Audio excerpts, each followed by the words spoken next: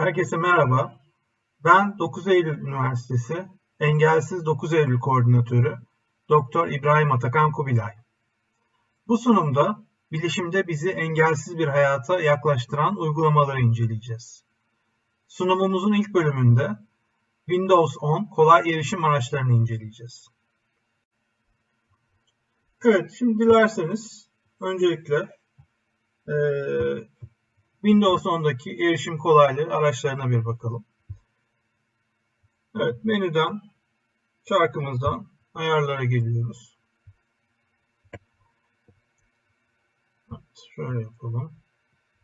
Evet, burada erişim kolaylığı kısmına geliyoruz. Burada kullanabileceğimiz birkaç tane seçeneğimiz var. En başta gelen menümüz monitör. Monitörle ilgili yapabileceğimiz şeyler, öncelikle metni büyütmek. Bu şekilde, burada bir ön izlememiz de var yukarıda. Yapabiliyoruz. Ancak bunu çok fazla aşırı uygulamamamız daha iyi olur. Çünkü bazı uygulamalar buna göre optimize edilmiş değil.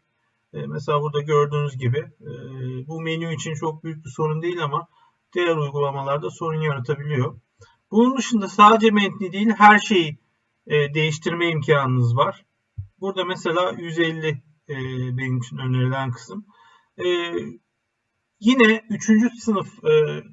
sınıf demeyelim, 3. taraf uygulamalar her zaman için buna dikkat etmiyor. Yani sadece %100 görüntüye göre ayarladığı için bazı durumlarda mesela menünün onay tuşu ekranın altında kalabiliyor. Onun için dikkatle kullanmakta fayda var. Evet, burada yine baktığımız zaman özellikle şundan bahsetmek istiyorum. İmlecinizin ve fare işaretçinizin rengini ve boyutunu değiştirme. Evet, burada gördüğünüz gibi işaretçi boyutunu değiştirmemiz mümkün ve bu default'unun gerçekten küçük olduğunu görebilirsiniz. Şu şekilde bunu büyütmemiz mümkün. Aşağıdaki seçeneklere baktığımız zaman bunu siyah yapabiliyoruz. Veya burada daha güzel bir şeyimiz var. Gördüğünüz gibi eğer karanlık bir arka plan üzerindeyse beyaz, aydınlık bir arka plan üzerindeyse siyah olacak şekilde ayarlayabiliyoruz. Veya buradan doğrudan rengini değiştirme imkanımız var. Şöyle turkuaz yapalım mesela. Eğer buradaki renklerden mutlu değilsek buradan basıp istediğimiz herhangi bir rengi seçme imkanımız da var. Evet, burada genel olarak inceleyeceğimiz özellikler bu şekilde. Fare işaretçisine bakmıştık. Şimdi metin imlecine bakalım. Benzer şeyleri bunun için de yapabiliyoruz. Mesela baktığınız zaman imlecin boyutunu bu şekilde, tabii önce şuradan açmamız gerekiyor.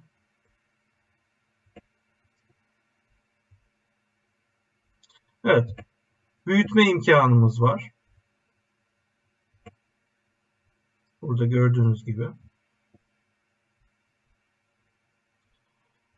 İmleç göstergesi renklerini değiştirebiliyoruz. Bu arada imleç göstergesi dediğimiz şu üstünde ve altında olan mor olarak gördüklerimiz. Bunun boyutunu arttırmıştık. Bunu farklı bir renk yapma imkanımız var. Yine burada turkuaz yapmış olduk. Yine daha önceki gibi özel bir renk seçme imkanımız da var.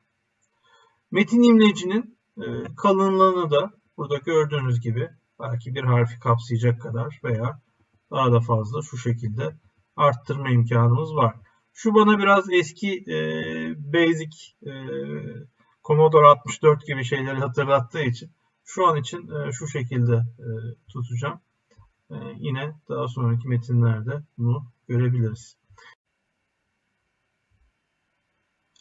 Evet, bu imleçteki yaptığımız ayarlamanın etkisini de göstermek istiyorum. Burada mesela şuraya geldiğiniz zaman hem imlecin yanıp sönme durumunu, şu anda ok tuşlarıyla ilerliyorum, hem de üstünde ve altındaki göstergeleri, rengini bu şekilde görebiliyorsunuz. Evet, şimdi önemli erişim özelliklerinden olan büyüteci inceleyelim. Burada öncelikle büyüteci kullanımı açmak için Windows tuşunu basılı tutarak iPad'imizdeki artıya bastığımızda hem bu büyüteç modu açılmış oluyor. Evet, Windows'a bastığımız için bu ayrıca açıldı. Yine Windows artıya bastığımızda bu şekilde yakınlaştırma yaptığını görebiliyorsunuz. Aynı şekilde Windows tuşu basılı tutulurken eksiye bastığımızda keypad'imizdeki bu şekilde küçültebiliyoruz. Ve Windows Escape'e bastığımızda da gördüğünüz gibi bu şekilde küçültmemiz mümkün. Evet, burada ne kadar yakınlaştırıldığını seçebiliriz. Mesela bunu 200 yapabiliriz ve burada daha önemlisi yakınlaştırma artışlarını değiştirebiliriz. Default'u bunun 100 olarak geliyor. Ama 50 biraz daha faydalı. Yani siz Windows artıya her bastığınızda ne kadar daha yakınlaşacağını bize göstermiş oluyor.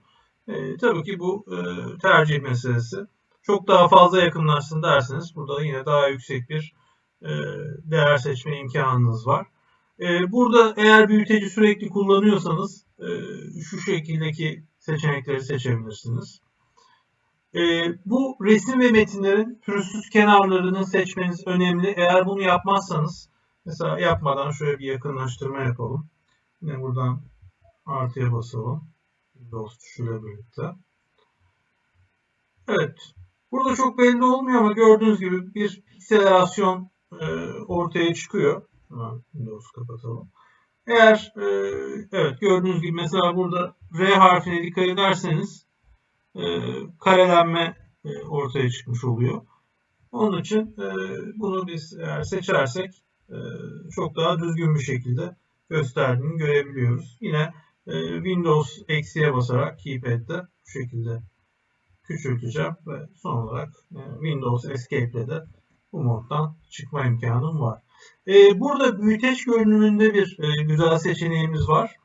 Buradaki mercek seçeneği bence gayet güzel. Burada tabii mercek boyutunu ayarlayabiliyorsunuz. Gördüğünüz gibi. Biraz daha şöyle büyütelim şu şekilde. Evet. Evet, bunu çalıştırdığımız zaman yine Windows artıyla çalıştıralım.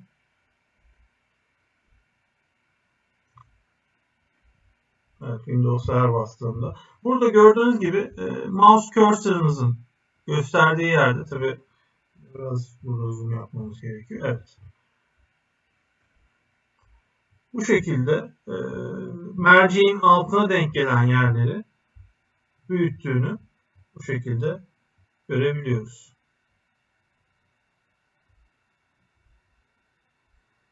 Evet, ve aynı şekilde yine Windows Escape ile kapatabiliyoruz. Evet, büyüteç ile ilgili anlatacaklarımız da bu kadar. Evet, şimdi renk filtrelerine bakalım. Renk filtreleri özellikle görme sorunu olan kişilerde ve renk körlüğü gibi sorunlar yaşayan kişilere yardımcı olması için kullanılan bir özellik. Burada mesela renk filtrelerinin genel bir açılışı var. Bir de filtreyi kısa yol tuşuyla açıp kapama özelliği var. Burada baktığımız zaman burada gördüğümüz farklı filtreleri üzerinden geçeceğiz ve Windows tuşu Ctrl ve C'ye bastığımızda burada seçili olan gri tonlamalının etkisini görebilirsiniz. Buna benzer olarak ters çevrilmiş, ters gri tonlamalı, kırmızı yeşil, yine bu sefer yine kırmızı yeşil ama kırmızı zayıf. Burada bu arada denk geldikleri görme sorunlarından da adı verilmiş arkadaşlar. Öteranopi ve proanotopi yaşayan kişiler için ve tritanopi için de mavi sarı şeklinde renkleri ayarlamak mümkün. Evet, bu şekilde bize renk ayarlarını yapma imkanı veriliyor. Tekrar burada gri tonlamaya getirdim ve Windows Ctrl C'ye basarsanız tekrar eski haline dönmüş oluyor. Evet, sesle ilgili seçeneklere baktığımız zaman tabii ki genel cihaz ses düzeyini değiştirme imkanımız var. Bunun dışında şurada ilginç bir seçenek var. Mono sesi açıp kapatabiliyoruz. Buradaki şu, eğer kulaklarından birinde duyma problemi yaşayan birisi varsa sadece duyduğu kulakta alacak şekilde tek bir kanal halinde onu duyma imkanı oluyor. Böylece stereodan daha iyi bir şekilde duyma imkanı oluyor. Ayrıca burada görsel sesli uyarılar var. Yani normalde sesli olan uyarıların değişik şekillerde gösterilmesi şeklinde. Evet, bir diğer ayarımız yüksek karşıtlık.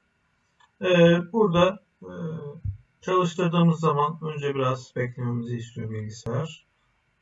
Daha sonra yüksek karşıtlı bir temayla,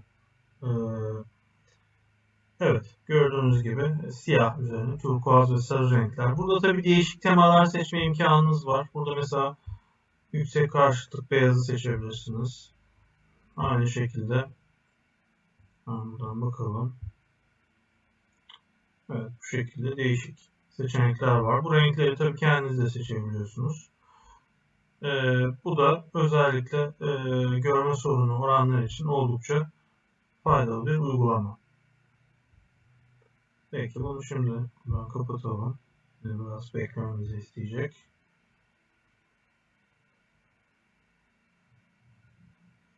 Evet, normal görüntüye döndü şu anda.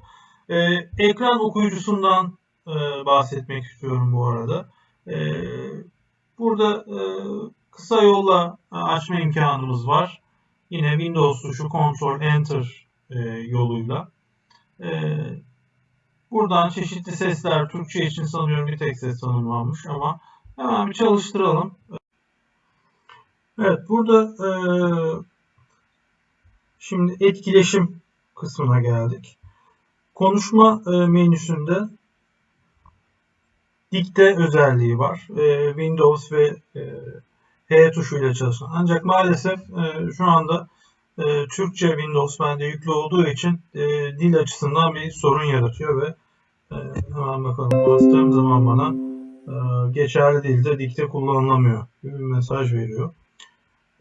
Ayrıca cihazı sadece sesle kontrol etmek için burada bir opsiyon var. Ancak bunu da açtığımız zaman bize bir gördüğünüz gibi hata veriyor ve kullanıcı dilinde olması gerekiyor. Muhtemelen yani çok biraz uğraşılsa sanıyorum bunların arkasından dolanmak çok zor olmasa gerek ama varsayılan geldiği haliyle şu anda dil açısından maalesef desteklemiyor. İleride eklemesini diliyoruz. Şimdi klavyeye bakalım. Evet, burada tabii ki ekran klavyesi kullanılabilir. Mouse'unuzla basabileceğiniz, burada gördüğünüz gibi. Şimdi kapatalım. Evet, gördüğünüz gibi Windows Ctrl O ile bunu açmamız mümkün. Evet, şimdi yapışkan tuşlara bakarsak, öncelikle yapışkan tuşlar aynı anda bastığımız tuşları, mesela Ctrl Alt Del gibi veya üstteki örnekte klavyeyi açan Windows Ctrl O gibi aynı anda basmak yerine sırayla belli bir süre içinde bastığımızda aktive olmalarını sağlayan bir özellik. Şimdi şuradan açalım. Evet, mesela Ctrl Alt ve Del'e basalım. Evet, gördüğünüz gibi görev yöneticisini ekrana getirdi. Şimdi klavyeyi çalıştırmaya çalıştım. Ekran klavyesi neydi? Windows Ctrl O. Evet, ben bunlara ayrı ayrı, yani aynı anda değil, belli sırayla bassam bile bu şekilde oluşturmuş oluyor. Şöyle bir şey, normal kullanımda bunu kapatmak daha iyi oluyor. Çünkü diğer yaptığınız kısa yollarla biraz karışabiliyor. Onun için kullanmadığınız zaman da kapatmakta fayda var. Burada bir diğer opsiyon da 5 kez Shift tuşuna basarak bu özelliği açıp kapatabiliyorsunuz. Mesela şunu seçelim buradan. Shift'e 5 kez basacağım. 1, 2, 3, 4, 5. Evet, onun özel bir sesi var biliyorsunuz. Etkinleştirmek istiyor musunuz? Evet dediğimiz zaman burada zaten açılıyor. Burada bir diğer göstermek istediğim özellik farenin tuş takımıyla kontrol edilmesi. Keypad'deki tuşumuzla kontrol etmek istiyoruz. Bunu öncelikle açalım. Evet, şimdi numlock'un açık olması gerekiyor. Bunu kontrol edelim. Ondan sonra keypad'in üzerindeki ok tuşlarıyla, yani 2, 4, 6, 8'e karşılık gelen tuşlarla bu şekilde kontrol edebiliyorsunuz. Mesela burada ben biraz daha bunu hızlandırmak istiyorum. Çok yavaş gidiyor çünkü. Biraz daha şöyle yapalım muhtemelen. Evet. Daha düzgün bir şekilde. Evet, burada gördüğünüz gibi daha da hızlandırmak için kontrol tuşuna, yavaşlamak için shift tuşuna basılı tutma olanağı da mevcut. Şu şekilde. Biraz bunu hızlı yapmakta fayda var. Evet, fare seçeneği de bu şekilde. Gözle denetimden kısaca bahsetmek istiyorum. Şimdi burada öncelikle bu göz izlemeyi destekleyen eye tracking özellikli bir cihazın olması mutlaka gerekiyor. Bu tabii ayrıca alınması gereken bir cihaz. Yani çoğu bilgisayarın içinde gelmiyor. Ama geldiği zaman fareyi denetlemek, ekran klavyesini kullanmak ve bilgisayarla gerçekten yapılabilecek her şeyi yapmak için imkan sağlıyor. Bu da özellikle felç sıkıntısı olan hastalarda gözle bilgisayarın bütün fonksiyonlarını kontrol edebilmelerini sağlıyor. Evet, benim Windows 10'un erişilebilirlik ayarları ile ilgili genel olarak anlatacaklarım bu kadar. Elbette ki çok daha fazla özellik var. Yeni özelliklerin eklenmesi için de mutlaka geri bildirimler gidiyor. Sonuç olarak biraz daha siz de karıştırırsanız daha değişik ayarları, daha ince ayrıntıları görme imkanınız var. Biz burada genel bir tutorial şeklinde vermeye çalıştık. İkinci olarak engellilere yönelik bilişim uygulamaları ile ilgili ilgi çekici bazı videolar göstereceğiz. Bu ikinci sunumumuza şimdi başlıyoruz. Evet, bu ikinci kısmında sunumumuzun engellilere yönelik geliştirilen bilişim uygulamalarından bahsedeceğiz. Tabii bunda iki tane amacımız var aslında. Bir tanesi hem engelli öğrencilerimize ve bizi dinleyenlere hayatlarını kolaylaştırabilecek uygulamalar hakkında bilgi vermek. Diğer taraftan da bu konuda çalışmak isteyen, araştırma yapmak isteyen öğrencilerimizi ve ilgilenen herkese bu konuda dünyada neler yapılıyor, bu konularda örnekler vererek kendi yapacakları projelere bir altyapı oluşturmak. Tekrar hatırlatalım. 10-16 Mayıs Engelliler Haftası vesilesiyle bu etkinliğimizi yapıyoruz. Bu bağlamda ilk olarak inceleyeceğimiz uygulama Microsoft'un Seeing AI uygulaması. Bu aslında yapay zeka ile kişisel asistan ürünüyle bir akıllı telefonun kamerası veya bazen bu gözlüğün kamerası da olabiliyor. Kamerasını kullanarak görüntüyü çok hızlı bir şekilde işleyerek metin işlemeyle, yani OCR'la metni çıkarma veya bir kişinin resmi söz konusuysa kişinin tanıdık bir insan mı olduğu, bir yabancı mı olduğu, ayrıca mimiklerinden mutlu mu, üzgün mü, korkmuş mu, kızgın mı olduğu gibi şeyleri çıkartabiliyor. Ayrıca barkodları tarayarak ürünleri tanıma olanağına sahip ve bu süpermarketlerdeki veri tabanlarıyla eşleştirilerek fiyat bilgisini de getirebiliyor. Aynı zamanda bir para tanıma modülü var. Buradan da fiziksel paraları ne kadar olduğunu kişiye sesle iletebiliyor.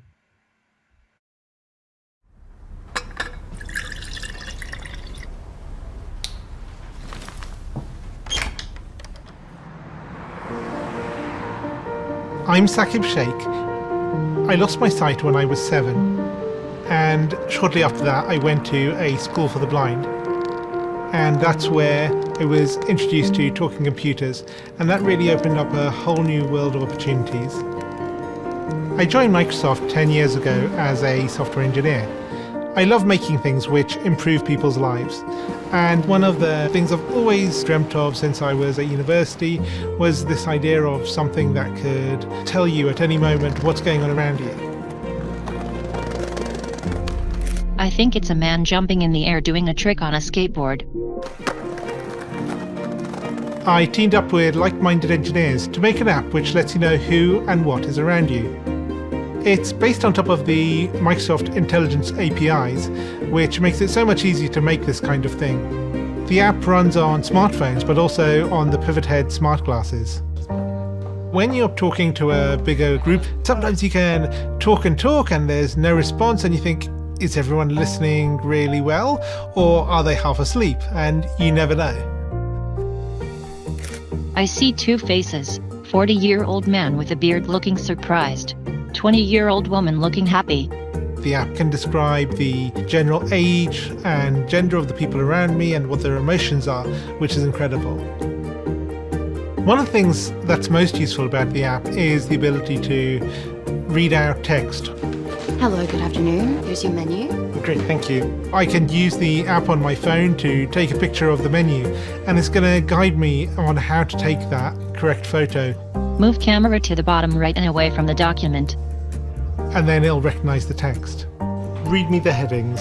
I see appetizers, salads, paninis, pizzas, pastas. Years ago, this was science fiction. I never thought it would be something that you could actually do. But artificial intelligence is improving at an ever faster rate. And I'm really excited to see where we can take this. As engineers, we're always standing on the shoulders of giants, building on top of what went before. And in this case, we've taken years of research from Microsoft Research to pull this off. I think it's a young girl throwing an orange frisbee in the park. For me, it's about taking that far-off dream and building it one step at a time. I think this is just the beginning.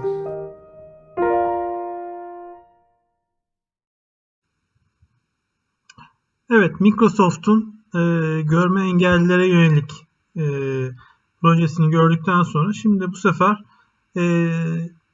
duyma engellilere yönelik yapılan bir projeyi izleyelim.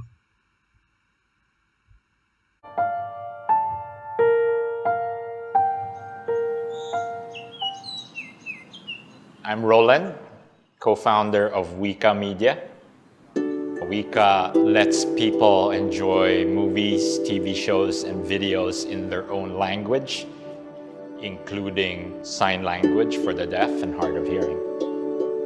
Partly it's personal because my sister-in-law is deaf, and then I learned subtitles wasn't enough. The mother tongue or the first language of the deaf is sign language. My sister was born profoundly deaf, and it was very hard for her to communicate with a lot of people. You know, even her own teachers. They live in the margins of society. They can't experience what we experience. Many of them cannot go to the movie theater because the movie is not shown with subtitles. So our solution is more about removing that barrier. We're just trying to give the same kind of experience. I want the deaf to be able to go to the cinemas.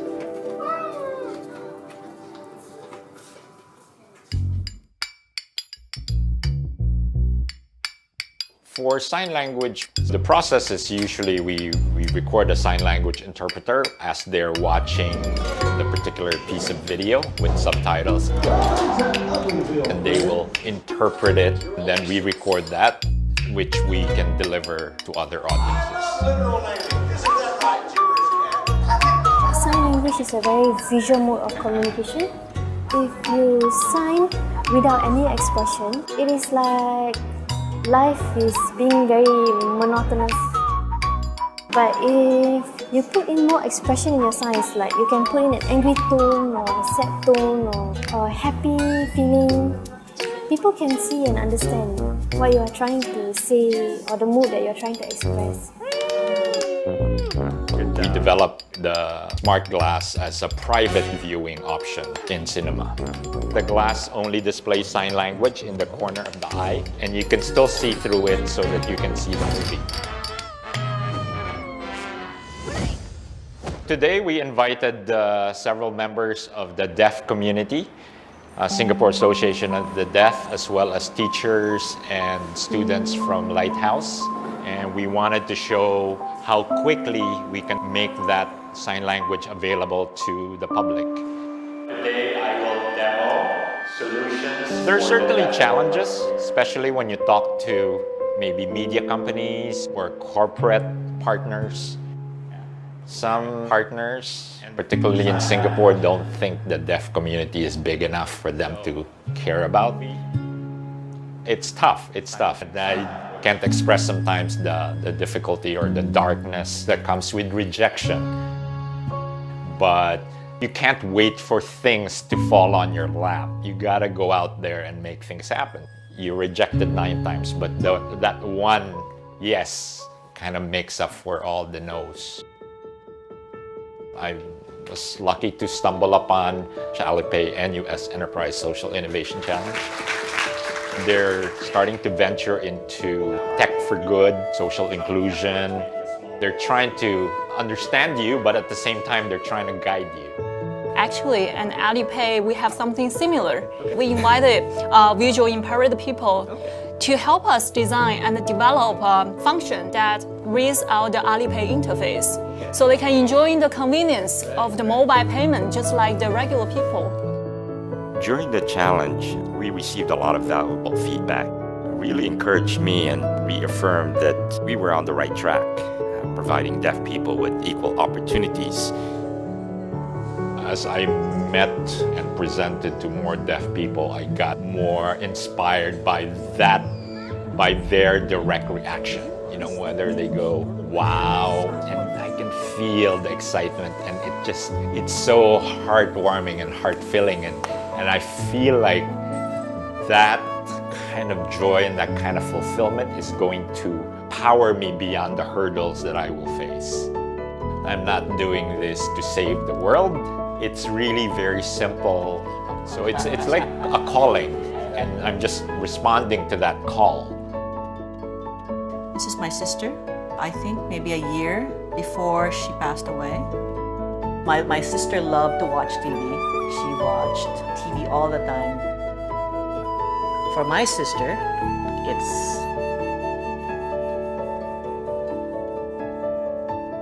I just wish she were here to appreciate it. You know, and I think that if she understood more of the story, then she would probably have loved it even more. Evet, burada da işitme engellilere yönelik bir uygulama gördük. Burada aslında görme duyusuyla işitme duyusunun birbirini tamamladığını görüyoruz. Yani görme engeli söz konusu olduğu zaman işitmeyle bu kapatılıyor. Veya işitme engeli olduğu zaman da bu görmeyle kapatılıyor. Bu şekilde yapılan uygulamalar söz konusu. Şimdi biraz daha değişik bir video izleyeceğiz. Aslında bu videonun ana fikri bu haftanın bence ana fikrine çok benziyor. Şöyle ki aslında hepimiz bir noktada engelliyiz. Yani sadece nereden baktığınıza bağlı. Tabii ki gerçekten engelli olanların karşılaştığı sorunlar karşısında bizim durumumuz mukayese kabul edilemez. O ayrı bir durum. Ancak yetersizlik bağlamında baktığınız zaman aslında insanların hepsini engelli sayabiliriz. Çünkü ne duyma algımız mükemmel, ne görme algımız mükemmel. Bütün algılarımızda yaşla azalmalar oluyor mutlaka hiçbir şey olmasa. Ve kişiden kişiye de değişiklikler oluyor. Birazdan bu videoda daha ilginç göreceğimiz bütün insanları kapsayan yetersizlikler var. Mesela biz infrared ışıkları göremiyoruz. Mor ötesi ışıkları göremiyoruz. İşitme duyumuz sınırlı. Şöyle ki 20 Hz ile 20 kHz arasındaki sesleri sadece duyabiliyoruz. Bunların dışında ve diğer pek çok hayvanın iletişim kurmak için kullandığı sesleri algılayamıyoruz. Demek ki bizim insan olarak paylaştığımız yetersizliklerimiz var. Şimdi bu bakış açısından çok ilginç bir video izleyeceğiz.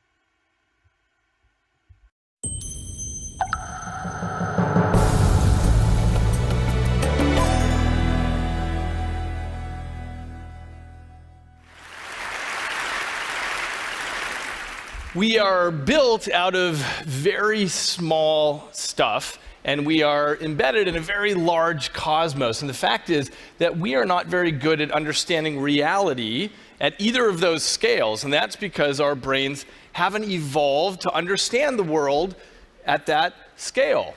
Instead, we're trapped on this very thin slice of perception right in the middle. But it gets strange because even at that slice of reality that we call home, we're not seeing most of the action that's going on. So take the colors of our world. This is light waves, electromagnetic radiation that bounces off objects, and it hits specialized receptors in the back of our eyes. But we're not seeing all the waves out there. In fact, what we see is less than a 10 trillionth of what's out there. So you have radio waves and microwaves and X-rays and gamma rays passing through your body right now, and you're completely unaware of it because you don't come with the proper biological receptors for picking it up. There are thousands of cell phone conversations passing through you right now, and you're utterly blind to it. Now, it's not that these things are inherently unseeable. Snakes include some infrared in their reality, and honeybees include ultraviolet in their view of the world. And of course, we build machines in the dashboards of our cars to pick up on signals in the radio frequency range, and we build machines in hospitals to pick up on the X-ray range. But you can't sense any of those by yourself, at least not yet, because you don't come equipped with the proper sensors. Now, what this means is that our experience of reality is constrained by our biology. And that goes against the common sense notion that our eyes and our ears and our fingertips are just picking up the objective reality that's out there. Instead, our brains are sampling just a little bit of the world. Now, across the animal kingdom, different animals pick up on different parts of reality. So in the blind and deaf world of the tick, the important signals are temperature and butyric acid. In the world of the black ghost knifefish, its sensory world is lavishly colored by electrical fields. And for the echolocating bat, its reality is constructed out of air compression waves. That's the slice of their ecosystem that they can pick up on. And we have a word for this in science. It's called the Umwelt, which is the German word for the surrounding world. Now, presumably, every animal assumes that its Umwelt is the entire objective reality out there. Because why would you ever stop to imagine that there's something beyond what we can sense? Instead, what we all do is we accept reality as it's presented to us. So let's do a consciousness raiser on this. Imagine that you were a bloodhound dog. Your whole world is about smelling. You've got a long snout that has 200 million scent receptors in it, and you have wet nostrils that attract and trap scent molecules, and your nostrils even have slits so you can take big nosefuls of air. Everything is about smell for you. So one day, you stop in your tracks with a revelation. You look at your human owner and you think, what is it like to have the pitiful, impoverished nose of a human? What is it like when you take a feeble little nose full of air? How can you not know that there's a cat 100 yards away? Or that your neighbor was on this very spot 6 hours ago? So because we're humans, we've never experienced that world of smell, so we don't miss it. Because we are firmly settled into our Umwelt. But the question is, do we have to be stuck there? So as a neuroscientist, I'm interested in the way that technology might expand our Umwelt and how that's going to change the experience of being human. So we already know that we can marry our technology to our biology because there are hundreds of thousands of people walking around with artificial hearing and artificial vision. So the way this works is you take a microphone and you digitize a signal and you put an electrode strip directly into the inner ear. Or with the retinal implant, you take a camera and you digitize the signal and then you plug an electrode grid directly into the optic nerve. And as recently as 15 years ago, there were a lot of scientists who thought these technologies wouldn't work Why? It's because these technologies speak the language of Silicon Valley, and it's not exactly the same dialect as our natural biological sense organs. But the fact is that it works. The brain figures out how to use the signals just fine. Now, how do we understand that? Well, here's the big secret. Your brain is not hearing or seeing any of this. Your brain is locked in a vault of silence and darkness inside your skull. All it ever sees are electrochemical signals that come in along different data cables, and this is all it has to work with, and nothing more. Now, amazingly, the brain is really good at taking in these signals and extracting patterns and assigning meaning, so that it takes this inner cosmos and puts together a story of this, your subjective world. But here's the key point. Your brain doesn't know and it doesn't care where it gets the data from. Whatever information comes in, it just figures out what to do with it. And this is a very efficient kind of machine. It's essentially a general purpose computing device, and it just takes in everything and figures out what it's going to do with it. And that, I think, frees up Mother Nature to tinker around with different sorts of input channels. So I call this the pH model of evolution. And I don't want to get too technical here, but pH stands for potato head. And I use this name to emphasize that all these sensors that we know and love, like our eyes and our ears and our fingertips, these are merely peripheral plug-and-play devices. You stick them in and you're good to go. The brain figures out what to do with the data that comes in.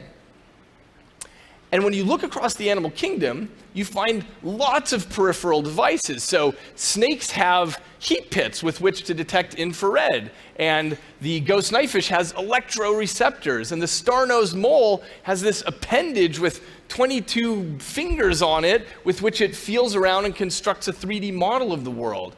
And many birds have magnetite so that they can orient to the magnetic field of the planet. So what this means is that nature doesn't have to continually redesign the brain. Instead, with the principles of brain operation established, all nature has to worry about is designing new peripherals. Okay, so what this means is this. The lesson that surfaces is that there's nothing really special or fundamental about the biology that we come to the table with. It's just what we have inherited from a complex road of evolution. But it's not what we have to stick with. And our best proof of principle of this comes from what's called sensory substitution. And that refers to feeding information into the brain via unusual sensory channels. And the brain just figures out what to do with it. Now, that might sound speculative, but the first paper demonstrating this was published in the journal Nature in 1969.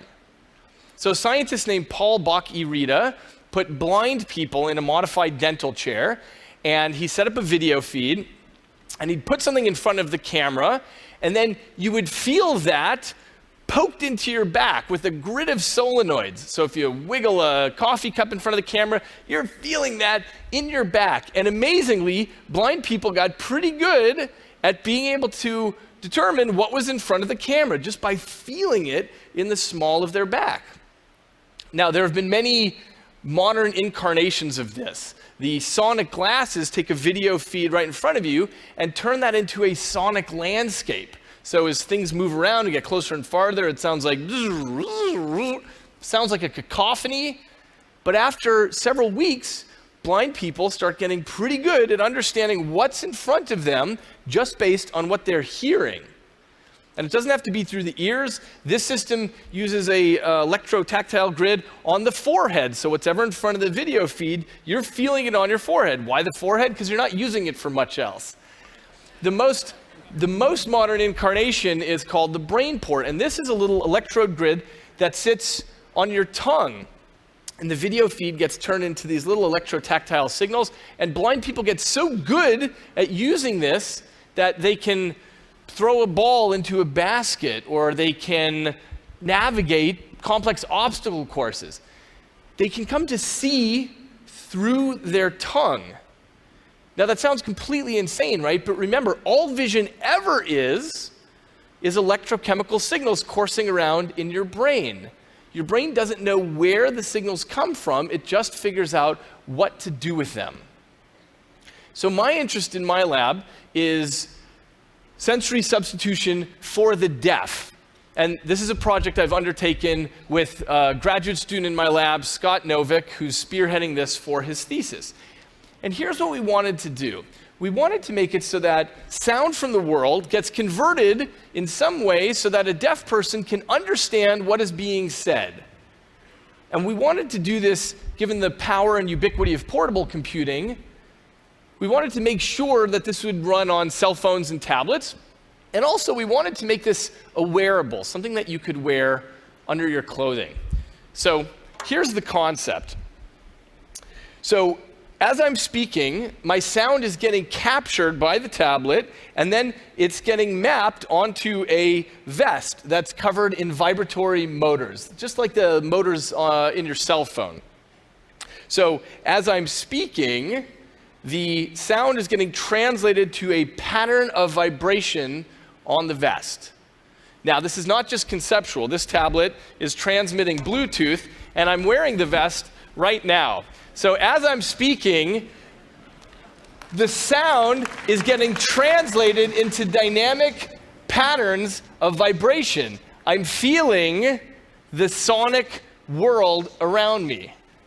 So we've been testing this with deaf people now, and it turns out that after just a little bit of time, people can start feeling, they can start understanding the language of the vest.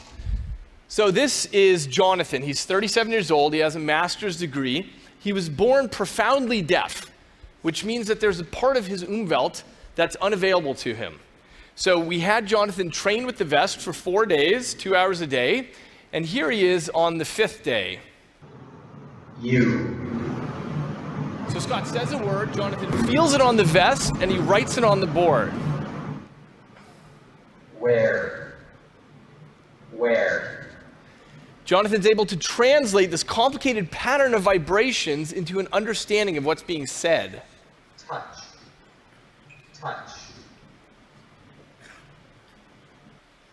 Now, he's not doing this.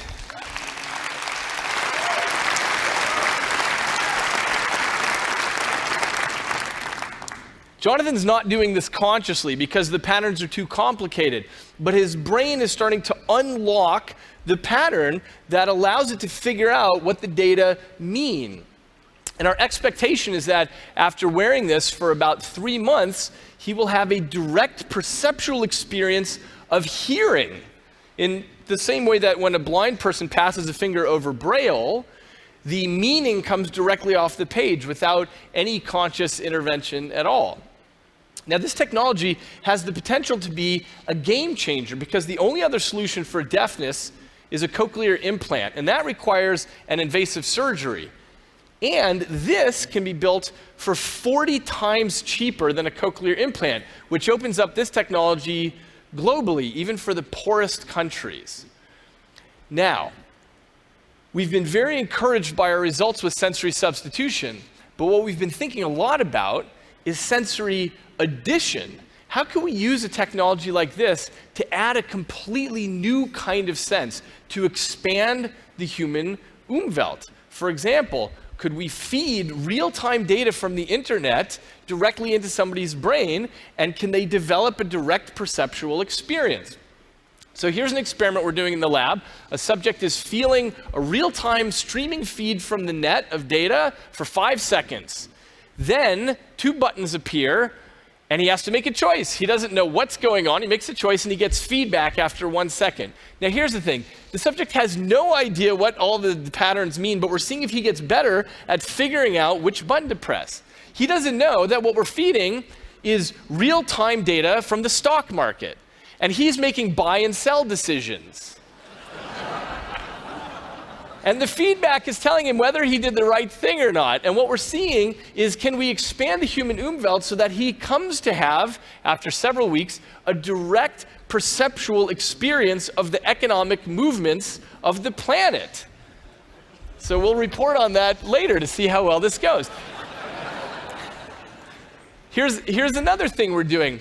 During the talks this morning, we've been automatically scraping Twitter for the TED 2015 hashtag, and we've been doing an automated sentiment analysis, which means are people using positive words or negative words or neutral. And while this has been going on, I have been feeling this. And so I'm plugged in to the aggregate emotion of thousands of people in real time. And that's a new kind of human experience, because now I can know how everyone's doing and how much you're loving this.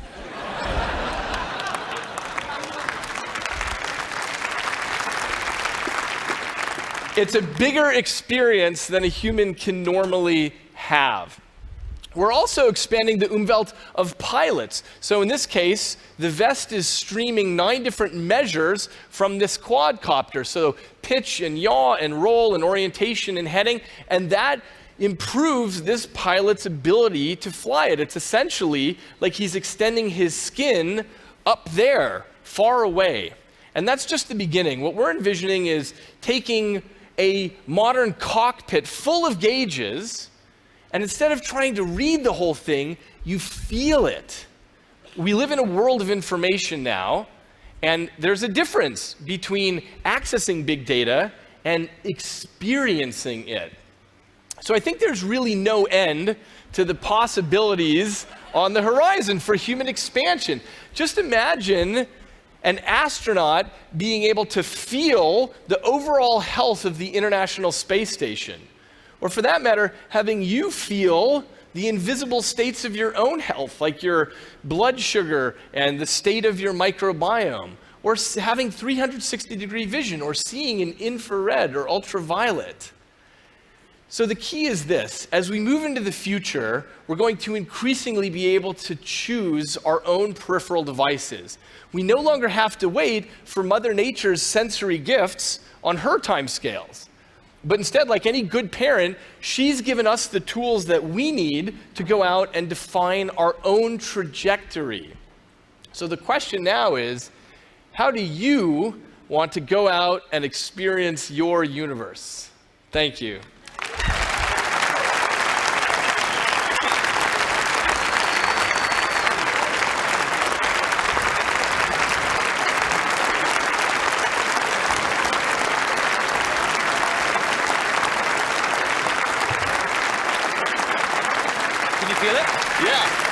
Actually, this is the first time I felt applause on the vest. It's nice. It's like a massage. Twitter's going crazy. Twitter's going mad. So that stock market experiment, I mean, this could be the first experiment that kind of secures its funding forevermore, right? If successful. Well, that's right. I wouldn't have to write to NIH anymore. But look, just to be skeptical for a minute, I mean, this is amazing, but isn't most of the evidence so far that sensory substitution works, not necessarily that sensory addition works? I mean, isn't it possible that the blind person can see through their tongue because they already have the visual cortex is still there, ready to process, and that is needed as part of it? This is a great question. We actually have no idea what the theoretical limits are of what kind of data the brain can take in. The general story, though, is that it's extraordinarily flexible. So when a person goes blind, what we used to call their visual cortex gets taken over by other things, by touch, by hearing, by vocabulary. So what that tells us is that the cortex is kind of a one-trick pony. It just runs certain kind of computations on things. And when we look around at things like Braille, for example, people are getting information through bumps on their fingers. So I don't think we have any reason to think that there's a theoretical limit that we know the edge of. If this checks out, you're going to be deluged by, I mean, there are so many possible applications for this. Are you ready for this? What are you most excited about? Yeah. The direction it might go? I mean, I think there's a lot of applications here in terms of beyond sensory substitution. The things I started mentioning about astronauts on the space station, they spend a lot of their time monitoring things, and they could instead just get what's going on, because what this is really good for is multidimensional data.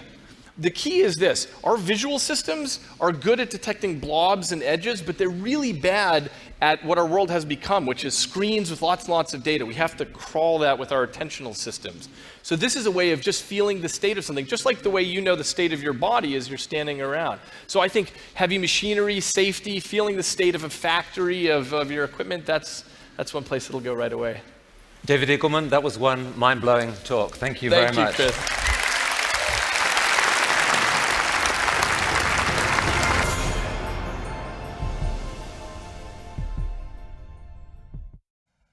Evet, ünlü nörobilimci David Eagleman'ın sunumunu izledik.